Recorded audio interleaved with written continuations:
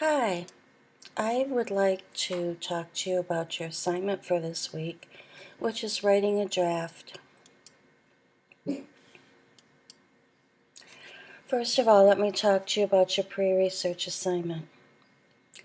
The thesis that many of you wrote did not have what I'm called an argumentative edge.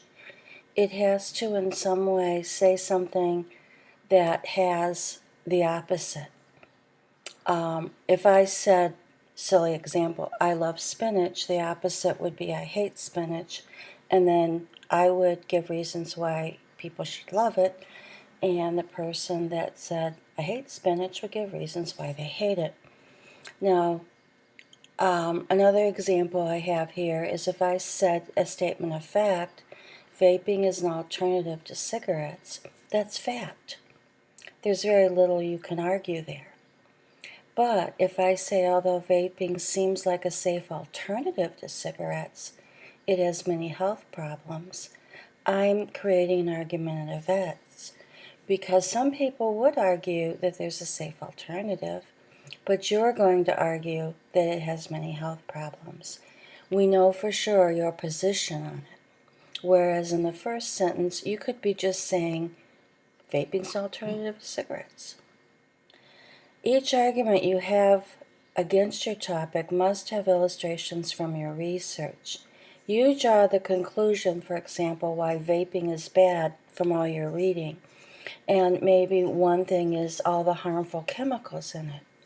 And then you would use various sources that would tell you what those harmful chemicals were. Okay? So some of you had a thesis that wasn't quite where it needed to be. Oh, stop. My dogs, they hear a little thing and they bark. Okay, drafting. That's what you're going to be doing this week. And this is my advice for you. Begin with the first body paragraph and keep writing. You should pretty much know the 3 points that you want to make, or 4 points you want to make about your subject. So just start writing about them. Start with the first body paragraph and write about the first reason why you think your subject is negative, and then just keep writing with your other ideas.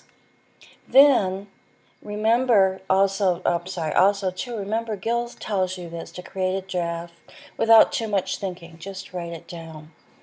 And then reread your writing and add the citations if you haven't done so. You might also have to start crafting pi paragraphs out of that writing. Because you're kind of almost free writing, you're going to have to look and see where each point is and create a paragraph with your, what did I do? Paragraph with your citations. Notice, do not worry about grammar and punctuation at this point. That should be the last thing on your mind. Get your ideas down. Then, you got to revise it. And then you're going to check, and that's what I was talking about. Check for the pi paragraphs. Look at the order of paragraphs. Look for awkward sentences. Notice how far down on the list awkward sentences is. It's way down there. You're going to do the pi paragraphs, order of paragraphs. Remember, on the last one, I'm talking about getting your citations in. Then you're going to work on sentences. Then you're going to add Then you're going to add your introduction and conclusion. Notice I didn't say anything about it when you were writing your first draft of this. There might be information that you didn't include in your pi paragraphs that would be good information that you would put in the introduction and the conclusion. Maybe a definition of your subject, maybe background information about your subject that really didn't fit into the pi paragraphs. Your conclusion always, though, sums up your work. Then, editing. Notice revising and editing are two separate things. We drafted, We revised a couple times for different things. Now we're going to edit. We're going to run the spell check.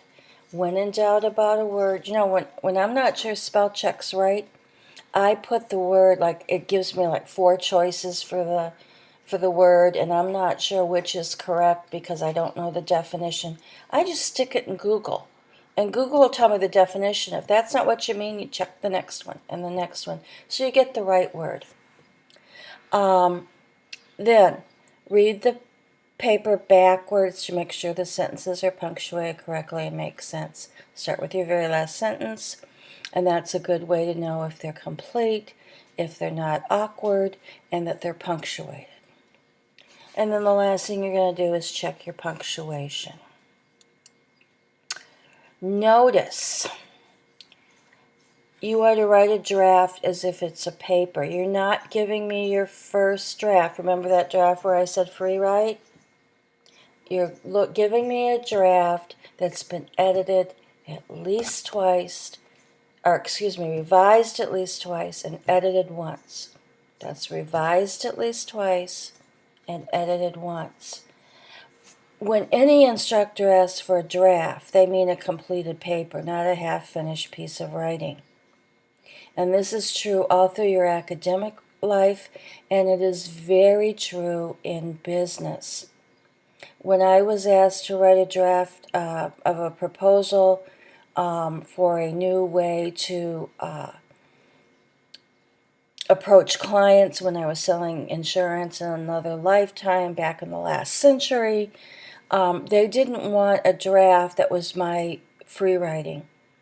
They wanted a complete draft as if it was a paper. Then that draft was ripped apart, and then I had to rewrite it again.